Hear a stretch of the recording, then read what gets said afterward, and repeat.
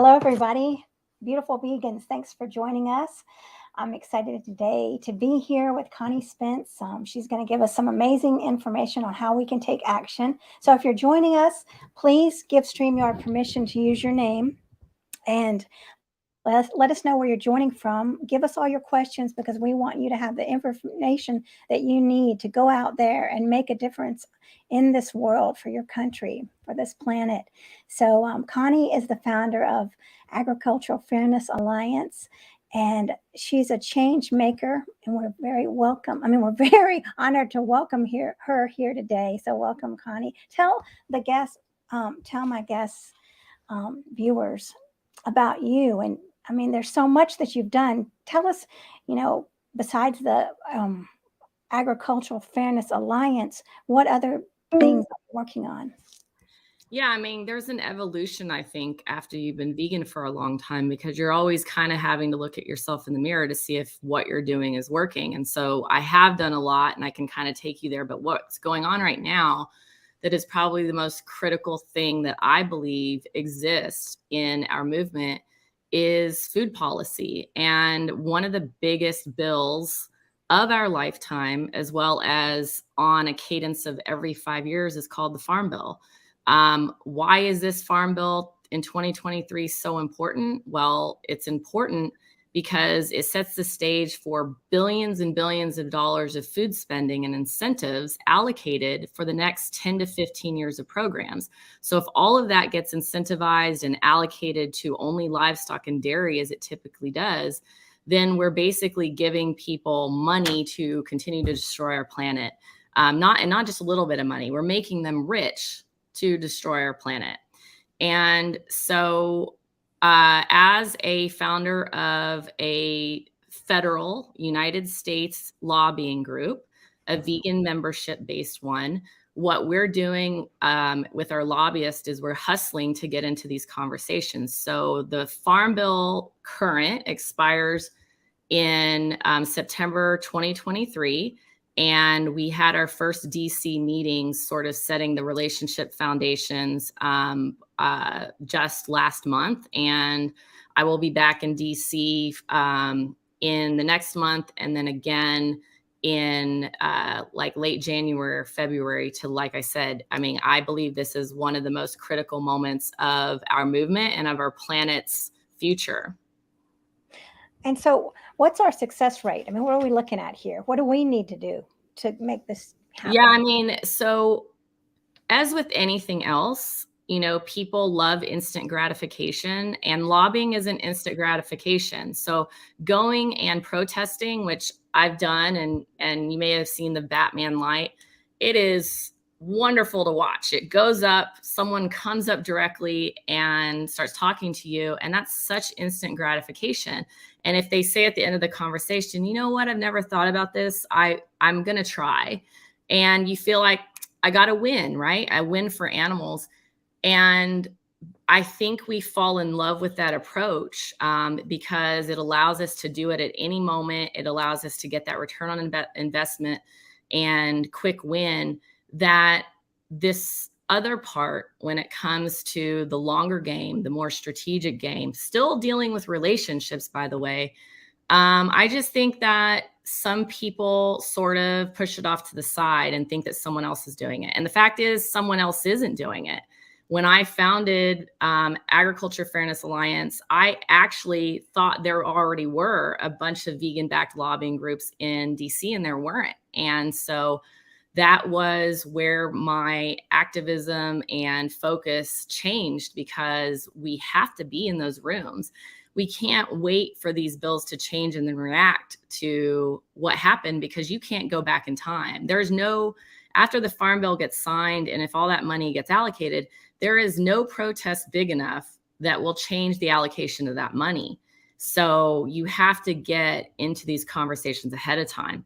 So with that said, the success is to snowball these conversations. One, our group being a federally backed vegan lobbying group, federally, you have to work through lobbyists. Lobbyists are registered. The money that is passed to and from has to be logged. So it's very official. So I can't just go in and be a lobbyist at this point in time, right? I have to be registered. So we have career lobbyists who live in DC, and we need more members so we can continue to grow that team of lobbyists. And so right now, I would say over the last several years, each year we'll grow like 10% of members, but we need more. And again, going back to how critical this farm bill is, we have to double our lobbyist team so that we can be in every conversation possible. So that's one. The second thing, which is how does somebody get involved without just, donating, $10 or $20 a month? It is that there are local, state, and even federal stuff that you can do. That's just an extension of your activism. It's just more systemic. So I live in Atlanta. What could I do from Atlanta? So there's several things. So if you have ever been to a protest and you have ever been on a bullhorn speaking, or you've ever spoken in front of people, there is a great recipe to be able to do that in front of your local city council. The way to figure that out, though, is you can't just show up to a meeting. They have a schedule of like what they speak on. And you may already find out that there are food system type of, policy, I would assume, like either based on school systems, children programs, accessibility programs, and beyond, that you might see already in the schedule, and you'll want to show up. In my opinion, you'll want to show up a few times just to see kind of how the dynamic between that particular city council and people who are on your side. And the reason I say that is because every city council is different when it comes to their open-mindedness about this subject. So if they're really open-minded, you may be able to change things or plant the seed on things by just coming in with commentary. If they're not, and they have more of a defensive persona towards plant-based foods, then you need to come with a lot of data and a lot of homework. You need to do a lot of homework. So there's that local level. The second thing is like, have you ever thought of a political career? Why wouldn't you be able to run for a city council position? If you have a full-time job that conflicts, absolutely, I get that. But if you're somebody who, let's just say a large portion of this movement, they're 21, they're either in college or they're about to graduate, and they're thinking, am I going to be placed in a good job? There's so much competition. There's a huge win there in that city council roles in a lot of these cities can bring in, you can make $60,000 to $90,000 a year. For somebody 20 years into their career, that might be taking a step back, right? But for somebody who is, new in their career, I think it's a great way to sort of get energized and trying, especially if the person thinks very holistically on the equity level, where it's not just how do I progress stuff for animals, but how do I progress stuff for women and the BIPOC community and the LGBTQ community. You as a person are not just one thing, and you can do all the things that essentially like make your city and the environment better at the same time. Right. Yeah, well, that makes a lot of sense. And a lot of people haven't thought about it, because you're right. We do want that when we have a conversation with someone, they say, okay, I've switched. Everything's great. You're right. Right. And then you're like, oh, good. I feel so good about myself. Right. But we're talking long term here, and really a lot of patience. And let me see what. Patience, as in long term, I would say is 6 months to a year and a half. Yeah. I don't think so. Any one like thing that you're working on that's on a cycle of money is on a yearly cycle for the most part. The farm bill is different. It's a 5-year bill, but it does have yearly cycles of more specified money. So for anything city and state, for the most part, your long game is not really that long. It's just a lot longer than the instant gratification. Right.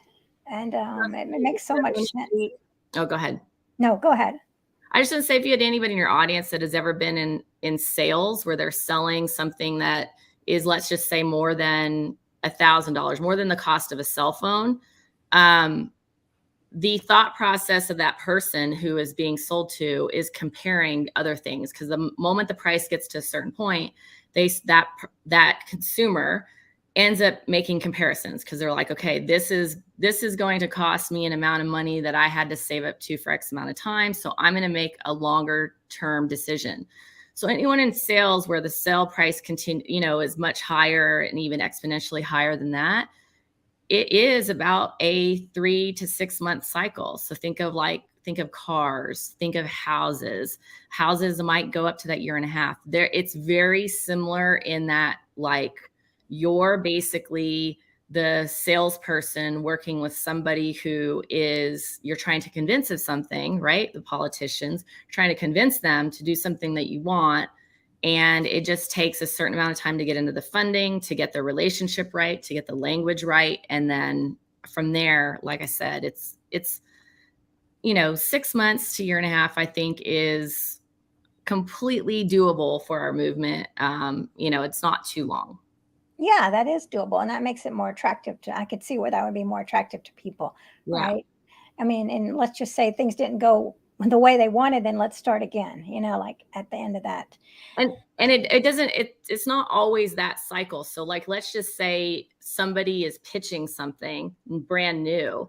It might be that 6 months, but let's say you go to the city council meeting and there's already somebody who has something they're discussing or putting on the table that is related or even what you like. You going there and piling on and getting more constituents to pile on, it could actually be a very quick win if there's already momentum in that direction, right? So when talking about starting from something from scratch, that's when it'll take about 6 months. But if you're already piling on or driving momentum to something, I mean, that can be very quick. Well, that's hopeful, definitely. And I'm looking at what Mario says here. Hi, Mario. It's always about the money, but they're so rotten into dissimulation due to bloodshed and superstition. Only rarely is it truly because of nutritional concerns. I know it is, and so if you're bringing do you bring facts about nutrition then? And it depends on the level. I drink a lot of water and chew on ice. My friends make fun of me, so doing that. It depends on the level. So federally, really hardcore animal rights stuff is not going to see the light of day if it doesn't have a human aspect to it. It's just if it were to ever get sponsored, you're not going to get, the majority of Congress to sign it. It's just how it is. So you do have to position things on the federal level that relate to disaster, health, conservation, right? You have to relate it to things that help humans, accessibility, farmer discrimination. On the local and state level, I believe that there is power to focus on, animals and either their safety, their, happiness, and that sort of thing. We do struggle with the aspect of livestock being considered property. So that part of it will still be a challenge on the local and state level. But with his comment, it is about money, because that is all politicians and the government is. It basically is, if you think of us as being one giant company with a bunch of different employees and everybody wants something, right? Departments want something, and the departments could be like considered, we're the vegan department and this is what we need and we want. And then the meat department's over here. The meat department's bigger. We know it's bigger. There are more consumers. There's more foundational money that went into them. And so if we're trying to work our way up in our company and we're trying to get money allocated, we for sure have to be knocking on that door and making meetings and getting into the people that decide where that money goes as offices, right? That's one. Two, you have to elevate yourself and you have to find a way to create a relationship. You don't always have to bend to what they want to create that relationship. That was a bias I had before going into it. in reality, my belief system changed a lot by going to DC myself. So I went to DC last month. For the last 3 years, I hadn't. I basically was like, I'm not a lobbyist. I'm the quarterback that, works with the lobbyist on what we want. And then they're the ones in there. And, go figure, the way that I perceived it was like, I needed to have lobbyists who looked like the politicians. And in a lot of ways that's true, but in one way it wasn't, which is that maybe in the home state, these politicians might not meet with someone like me, especially if I'm vegan and I'm, maybe they're a Republican farming district and I don't own a farm and I am liberal. They're not going to see any reason to meet with me. But in DC, around all their peers and around the diversity of Capitol Hill, they absolutely do meet with you. And from what I felt at the end of that trip, through comments also from the Capitol Police about me, we never see women walking through these doors, like never. The Republican offices, they see obviously the people that work there and the staffers, but he said we never see women walk through those doors. And when I'm like standing out there waiting for my Uber and I'm seeing people walk through those doors, he's spot on. I mean, it is all very, for the most part, homogeneously, white. And then most of the politicians are white male. And then the staffers, there is some diversity in the staffers and a lot of females in the staffers. Staffers start off typically as a college intern in their district, believe it or not. And that's actually something else. If you're in college and you are in a district of a politician, imagine doing a summer internship where they pay you to live there in DC, to walk in and out of the Capitol and the offices surrounding and being able to do your passion, right? Like there's a lot of cool aspects that I wish I could go back in time and do myself. But the point is my bias was that I needed to look like them to get respect. And in DC, I realized, no, I just need to be showing up and coming in. And my goal is to get more, specifically because there's not this representation, brown and black women into those doors discussing this stuff, because the representation is just not there. And I believe that what ends up being the case of our government is all of those people who walk through those doors, right? The mirror of what these politicians look like is based on who's walking through those doors, not their city, not their voters. It's literally who's walking through those DC offices doors. That's the mirror of what politicians look like. And so, with that said, people here might have biases about, the everything being about money and who that economic power is.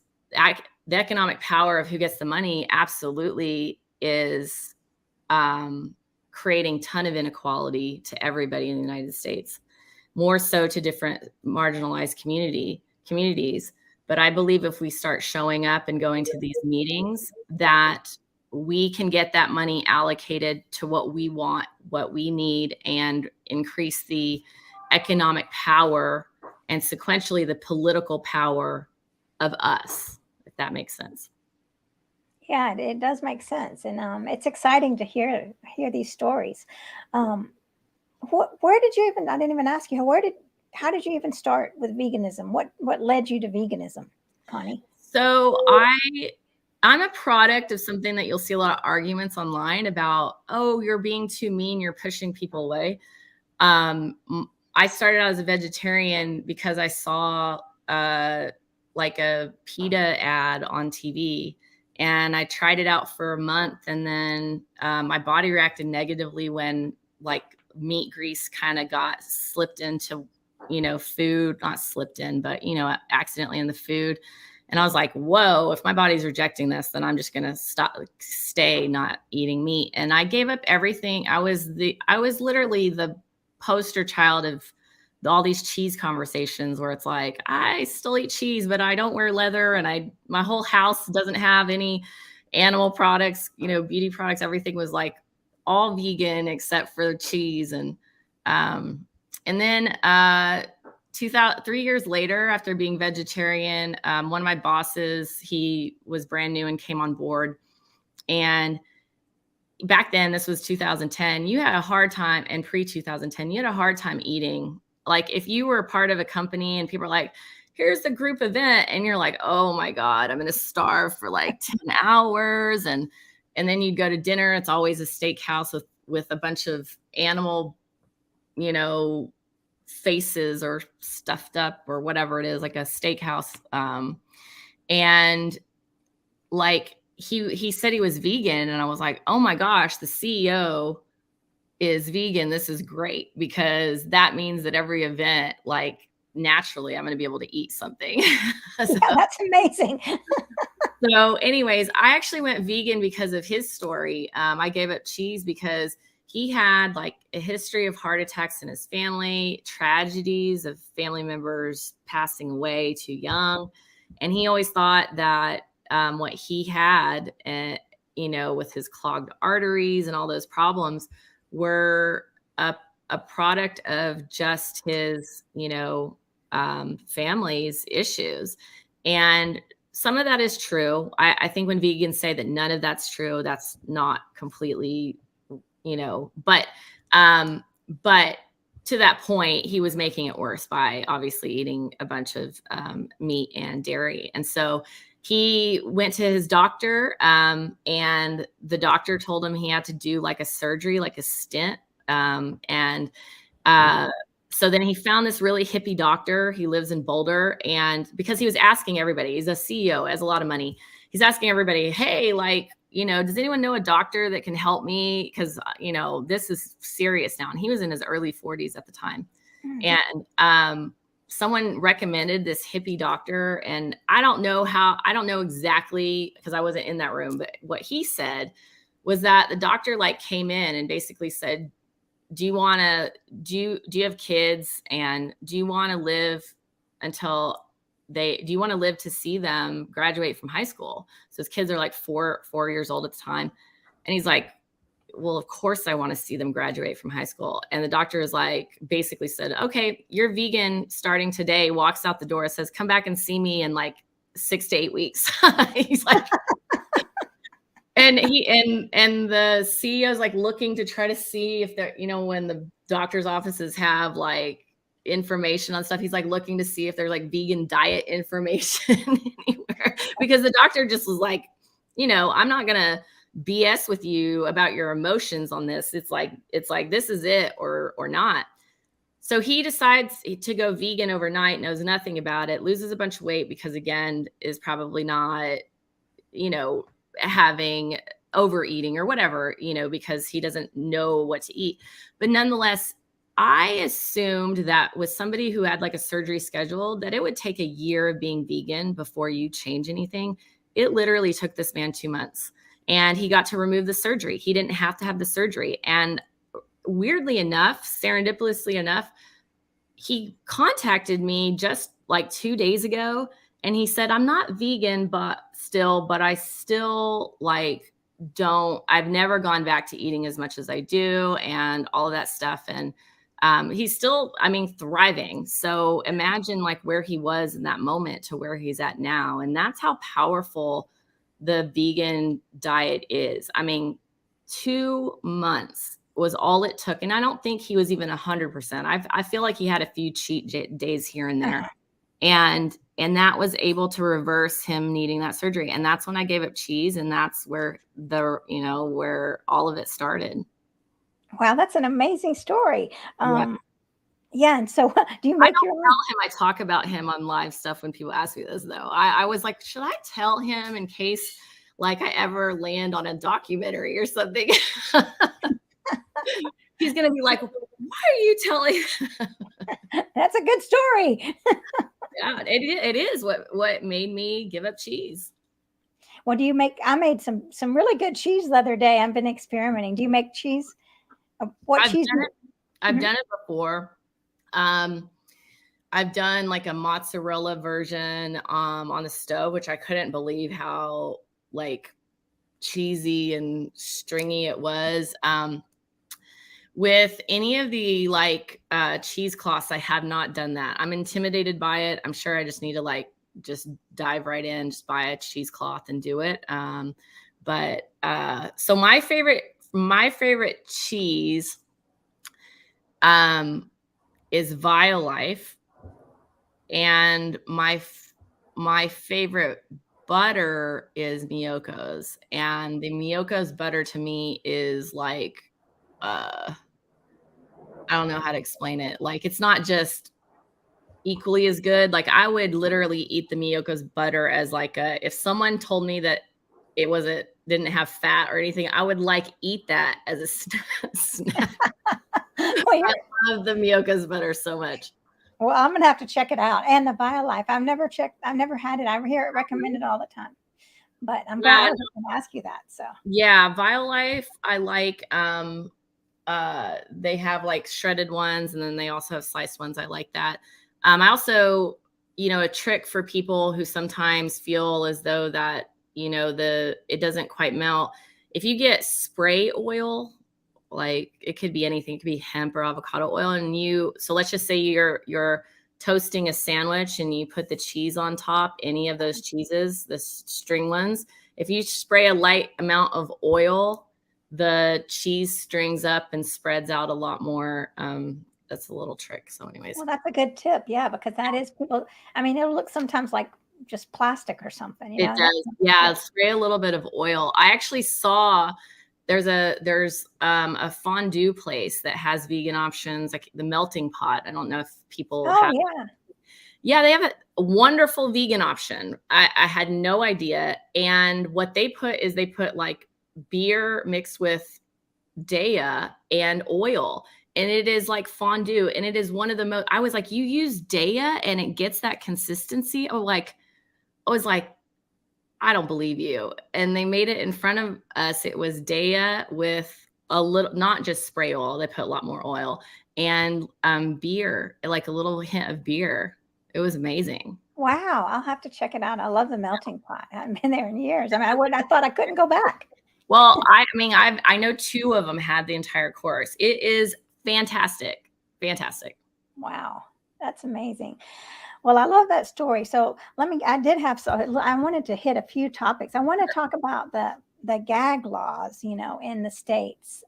So you cannot go into a factory farm and take photos or video. I mean, that's just tell me more about that.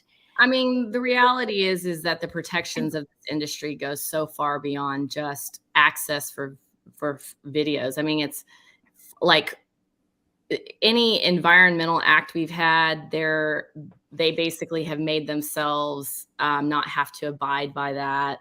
The insurance policies, I don't know if you've heard of like FOIA, but it's basically, it gets you access. If you submit, you can get access to transparency on stuff, but they're also exempt from getting transparency on their payments. So the ag gag is just an extension of that. It's just insulating and protecting them from any oversight at all. It's preventing them from ever getting struck with like a fine or you have to stop this, or the exposure for the public opinion. So ag gag laws had spread like wildfire, across red states specifically. And basically it was to prevent, any sort of exposure, because the exposure leads to that ripple, and that ripple is public opinion, or it's more structure and laws to protect those animals, like I said, in state and city that can get done. And they just don't want to have any roadblocks at all. And that is sort of why food is political. To anybody who doesn't recognize the aspect of Republican policy right now, it is to allow big business to literally have no roadblocks. That's why they cancel environmental protections. That's why they say, well, there's all these, roadblocks. And so the entire Republican framework is based on red rural states with farms and the money that goes into them. And the next piece is it's to make big business not have any of these roadblocks. So when you're thinking about where you stand on things, yes, there are still Democrat cities and states that are spending a ton of money on animal stuff. But for right now, Democrats' position is more on the accessibility of food side. So, and that's based on just the structure of large cities don't have farms. So you focus on feeding the people, and then smaller cities, have developed around farming. And so that is very much how sort of that, food is political aspect works. And that's something important to think about when we're out there having conversations with people. They think, like a lot of times we'll think, well, it's really easy, just switch to this diet. But this is not just a black and white, thing, switch. We're talking about years and years. If you've grown up, I have friends that have grown up in the Republican Party and they were very staunch Republicans. And then they started to question, why am I a Republican? Or why am I whatever I am, right? It's because of the way they were raised. And so that's very ingrained, just like the foods that we eat. So, it's something to think about. And so if somebody does go into a factory farm and take a photo or a video, what's the penalty for that? It's different per state. And we do federal stuff. I don't follow all the different states, consequences to ag-gag, but I would imagine it's going to be fines of at least $10,000 and anywhere from a year to 10 years, of a sentence. My gut tells me, like, if it were to be 10 years, that perhaps, it would be reduced to 3 years, but still, it's severe, right?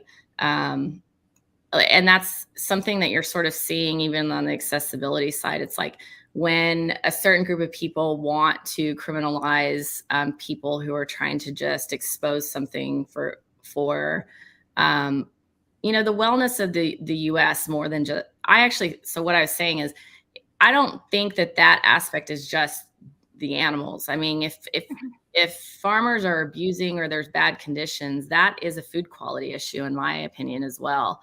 And so, it essentially is just trying to criminalize the exposure and the people that do it. And additionally, it's trying to not allow this to turn into a snowball of excitement for people to go and expose farms. So when you see somebody get a long sentence, you're going to fear that. It's going to stop that. And so, I think that when those ag-gag started spiraling across the United States, that had to do with the momentum of energy of activists like increasing to expose farms across the United States.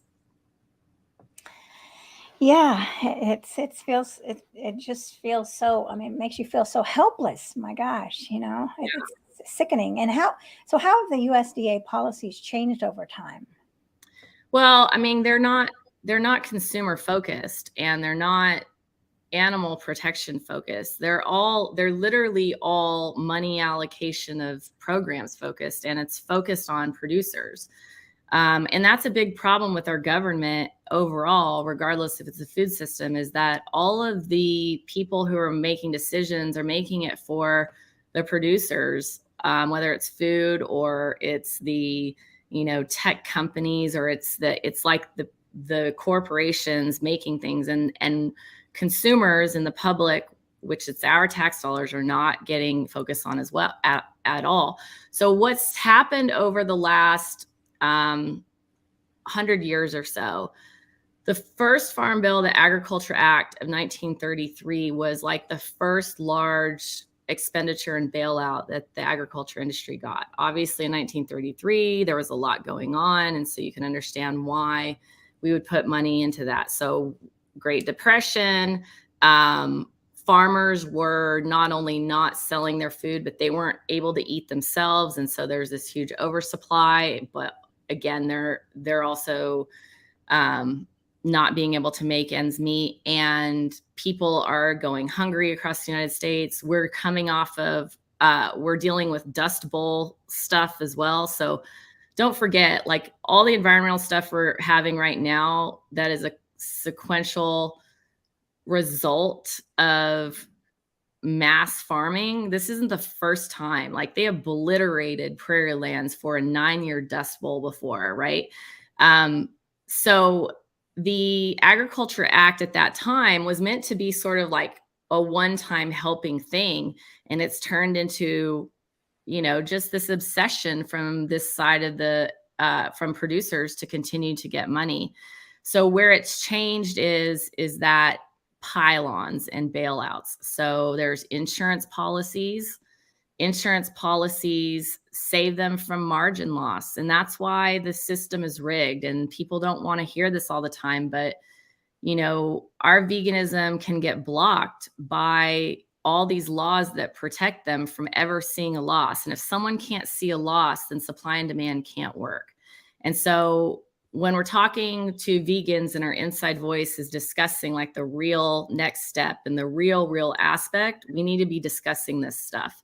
When we're talking to people on the street, we need to be talking to them about how they can feel empowered and they can, remove themselves from this system and start with the, with saying, I am not going to spend my consumer dollars here. The next step is figuring out what to do with our tax dollars and making sure that our tax dollars aren't canceling that consumer check and writing a new one back to livestock anyway. So insurance policies have piled up. Dairy margin protection basically covers every loss they have. And now they have even more piled on insurance. And then livestock losses for any reason the animal dies, whether it's from transportation, from a disaster, from a neglect in giving them water during a hot time, then or like a heat wave, a hot time, a heat wave, basically they get paid for those losses. So losses just don't affect them. Yes, it affects a very small farmer, but it doesn't affect those who have 1,000 cattle and above. And then beyond that, bailouts. So a bailout is just a giant sum of money to say, yep, so let's just wipe clean of all losses, regardless of how they happened. And during Trump, we started seeing the largest bailouts we've ever seen. And to that same thing that I said that happened with the Agriculture Act in 1933, which it was supposed to be a one-time thing. So Trump started it, but Biden continued it. And it's going to continue. And again, unless we get into policy. And so this isn't little money. This is on top of the Farm Bill money. This is 30 to 45 billion additional dollars per year. And so Trump started it with a tariff. I don't know if you remember 2018, 19, there was a Chinese tariff. There was a world before the pandemic. I mean, it's like hard to believe. But the tariffs were happening and they already had insurance policies. So the crazy part is the livestock industry got a giant bailout for the tariffs. But did anybody care to know that livestock's exempt from tariffs? So they were never affected by them. That's one. Two, they have insurance policies to cover them from tariffs. So they got paid and then they got paid. So it's just a profiting system. And so that because the profiting system goes to red states. So do you see it? So like, that's why Trump, like doing that, it's like making his voters happy. And then when the pandemic hit, there's a CARES program and they used the similar fund of money. It's a CCC, Commodity Corp Credit. Nobody has to really look that up if they don't want, but that's the access of money. And they gave that out in CFAP 1, and then they gave it out in CFAP 2, which is they're bailouts. And CFAP 1, 95% of this giant billions of dollars went to livestock and livestock feed. The second one, 0% went to fruits and vegetables. 0. And the thing is like even the USDA and all the health, government aspects say that you need to eat a balanced diet. Their version of balance, sure, it includes meat and dairy, but it includes fruits and vegetables too. To literally say no fruits and vegetables get a dime is insane to me. They were giving tobacco money and they were giving, cotton money, and they were not giving fruits and vegetables money.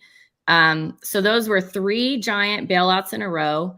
And then now the Inflation Act, it just pulled that money and shoved it inside of the Inflation Act. And again, most of the public doesn't even realize that it's just a giant bailout it's a giant bailout for the livestock and dairy industry and the livestock feed industry that's just rolled up, umbrellaed into the Inflation Act. There's other stuff too, but so it's that same money that I was saying that was accessed during the tariffs. And then it's like they're never going to let it go. They're not going to let that go because now they're hungry for more. That money made millionaires out of thousands, I would say hundreds of thousands of farmers. Oh my gosh. Well, let me ask you about I don't want to overwhelm people. I don't. I'm showing that ice again. I don't want to overwhelm people and feeling like there's so much. That's the thing. We have to step in somewhere.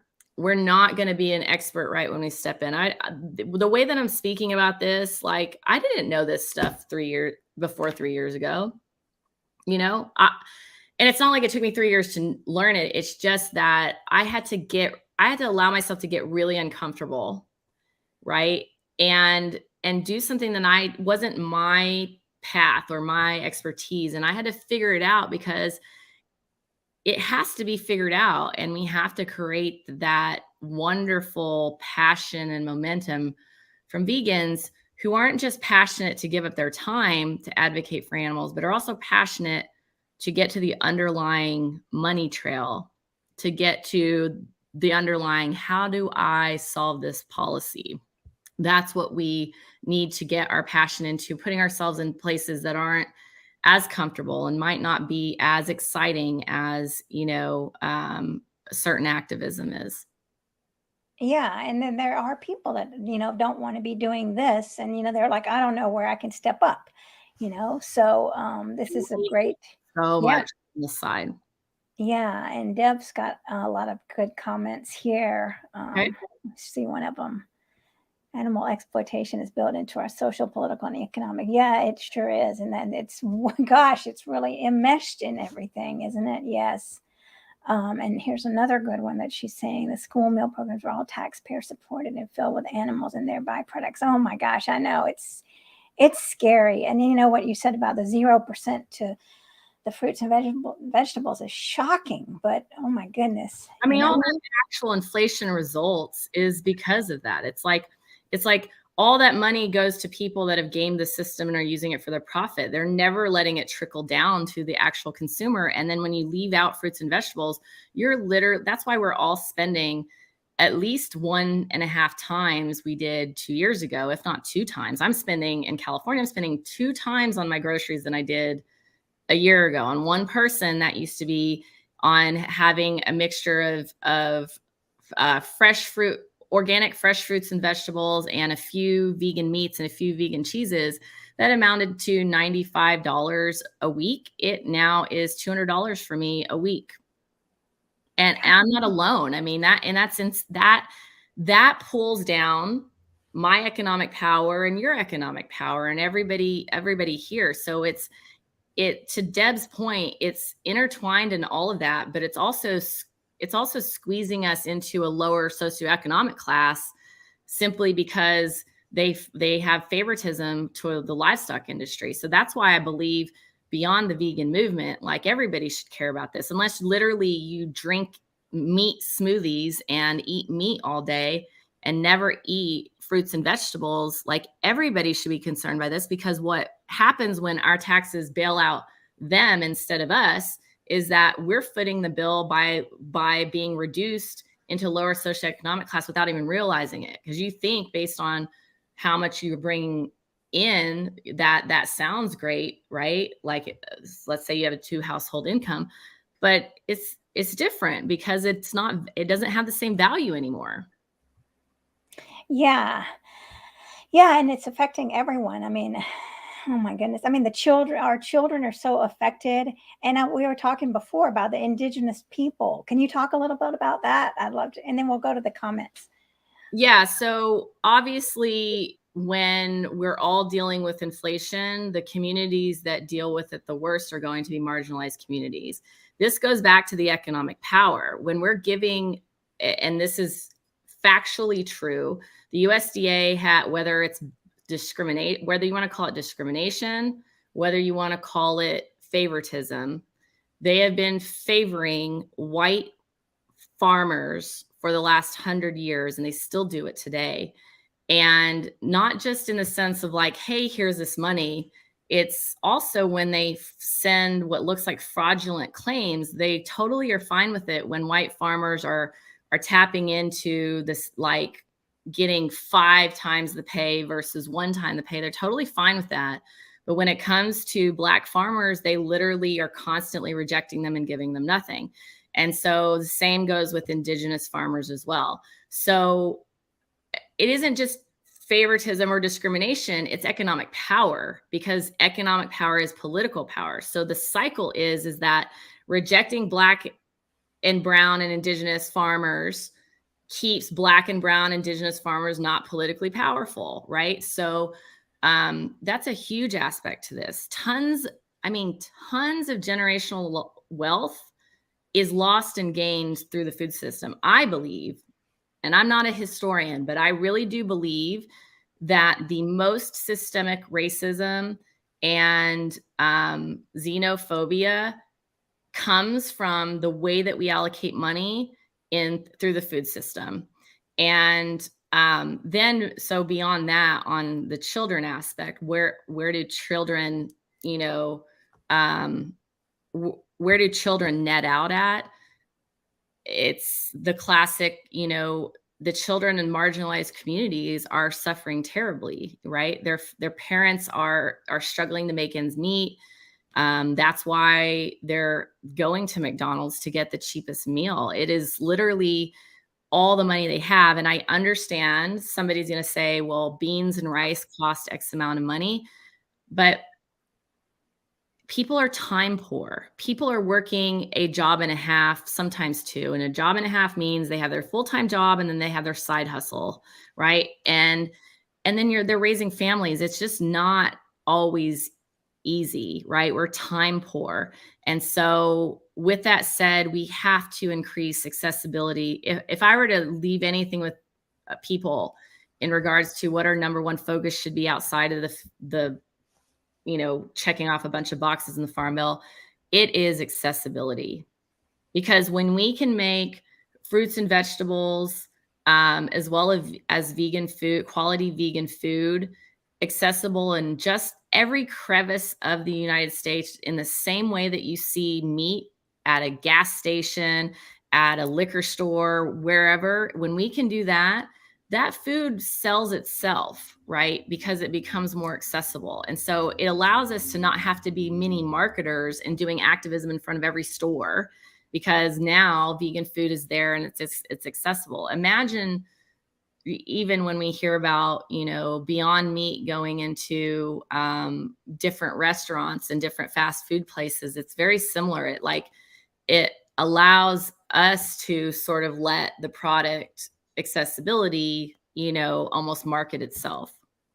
Yeah, and I've had just 2 people within the past couple weeks say, I would be vegan or eat more if it was practical, if it was accessible, if it was economical, I would do it. And so It's a huge aspect. I know we want to believe that people will emotionally go all in, but especially when they have families, it's hard because people need to realize, like, I live by myself. It's a lot easier for me to clear out the refrigerator, buy what I want.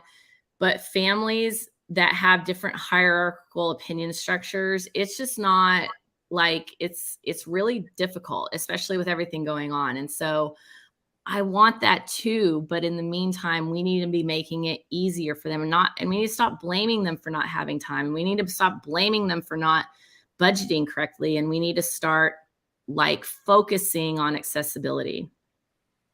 Yes, you're right. You're right. No more. I mean, because they're working 2 or 3 jobs, and who wants to go home and cook a big pot of beans and rice and do all this? It's Every so. night, like I eat know, night. no, my gosh, no, no. And here's what Ellen is asking: what's your opinion, I guess, of the recent farm bill Biden talked about in Senator Cory Booker role? The recent farm bill is expiring. So if you're talking about the farm bill, that happens in 2023. So the farm bill is static, like it is every 5 years. So if you can expand your question on that, that'd be helpful.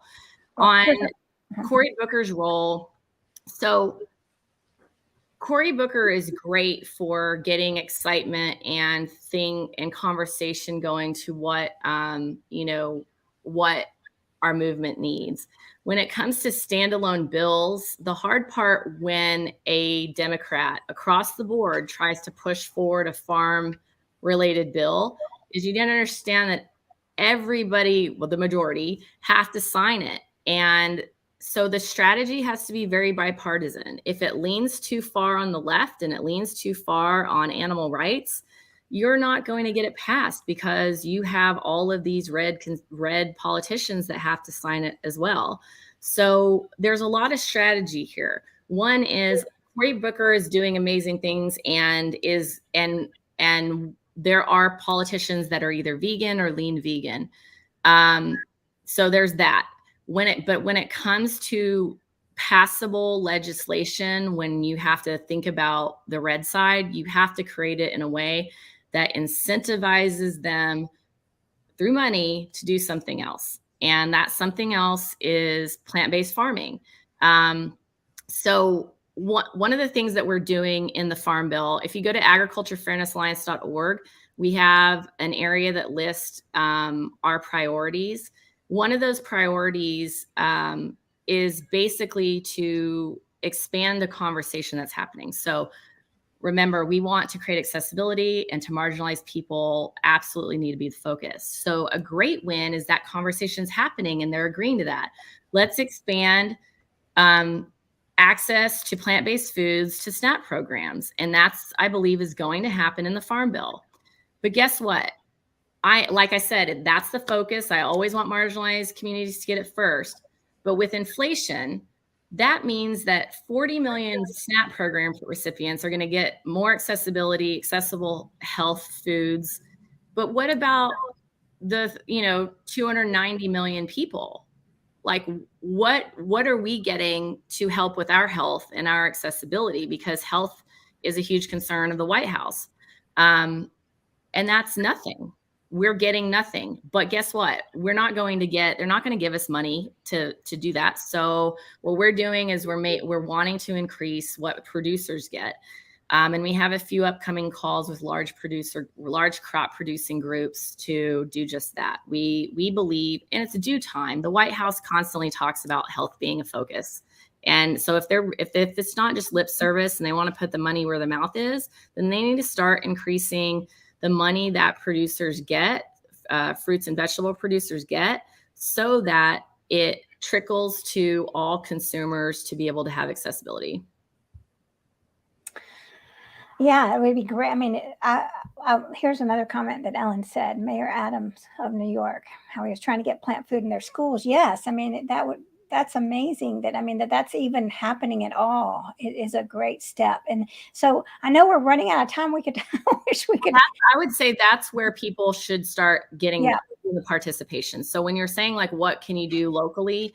It is, if you don't live in New York, or you do, is, like I said, getting involved to understand what they're passing and you going there to increase momentum. I would love for anybody listening or seeing this to go to our vegan voter hub on Agriculture Fairness Alliance. There's the vegan voter hub, or if you search vegan voter hub, we have to centralize our power. And the only way to do that is either by having every vegan as a member or every vegan at least as a voter. And so if you list you do have to put your address because it relates to your district.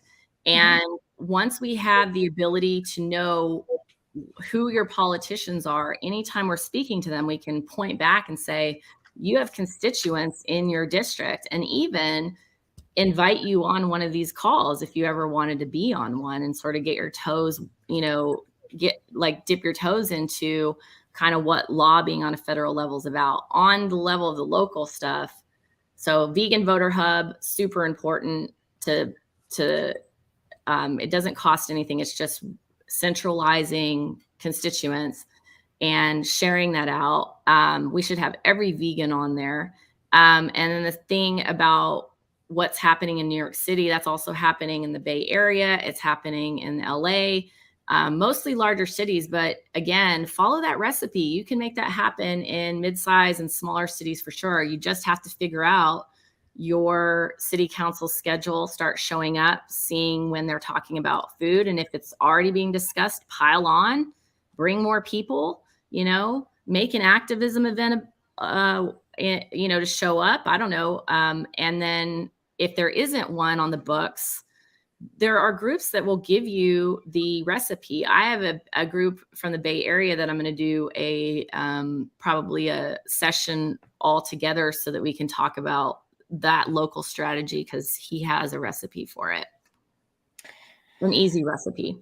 Well, that's what we need. We need easy starting points. And then Ellen was asking about a different website, I think. Maybe, I'm not sure. What was the one you said before Vegan Voter Hub? Was there another one?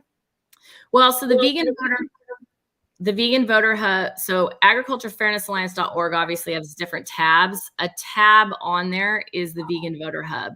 Okay. What I was saying is because it's the only vegan voter hub, if you search Vegan Voter Hub in Google, it's like the first thing to pop up. That should be our movement's way to show our power, right? Imagine if I was a dairy group and I said to all my dairy farmers, or even if I said to 10, if I could have every dairy farmer listed, we would be so powerful in DC. So I'm saying this, if I could have every vegan listed, we could be the most powerful in DC. That is how important the Vegan Voter Hub is. My gosh, well, we're going to get on it. And then Deb asked, we got to end this, but I love it. Anyway, I'm very inspired by you, Connie. How have you heard about the plant-based? Have you heard about the plant-based treaties for cities? I've heard, I don't know much. I've heard a tiny bit. What's the deal, Connie? Tell us. Yeah. So so again, when I work on federal policy, the plant-based treaty is a little bit different. It would be more of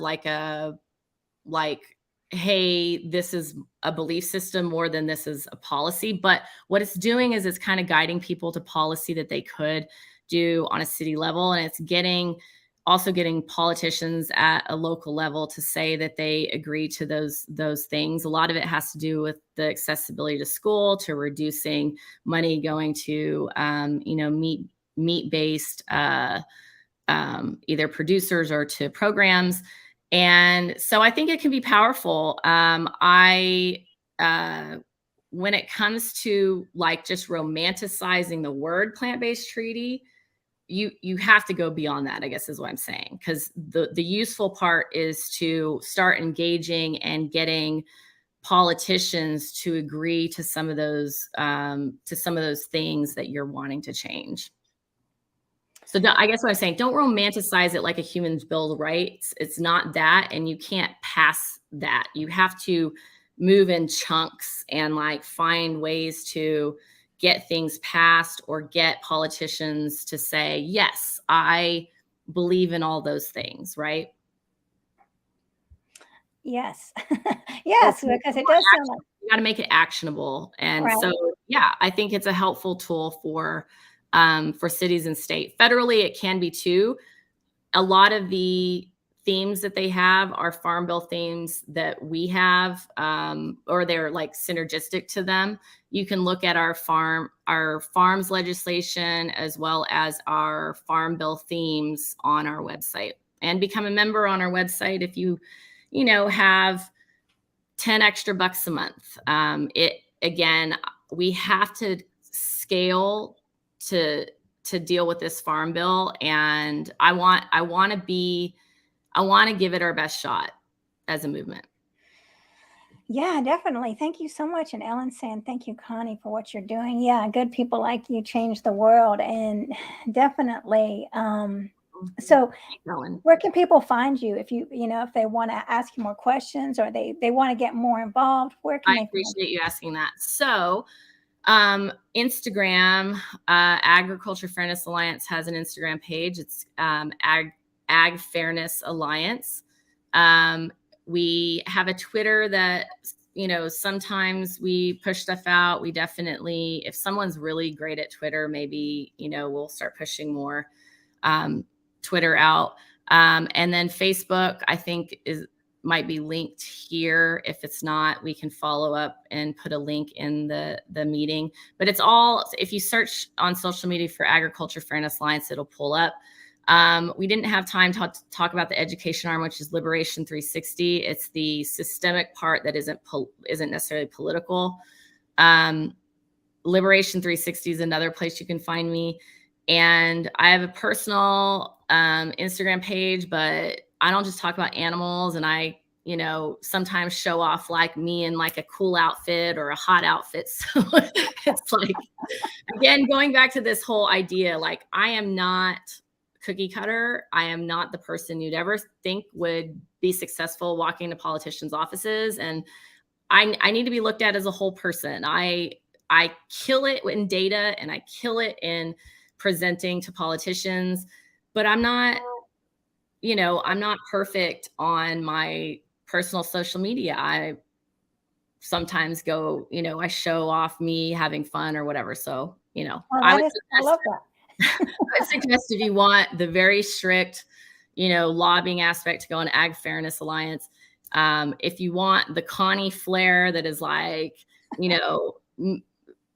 me living life as well as working my butt off to do this stuff, then I'm my user handle on Instagram is Vegan Batgirl.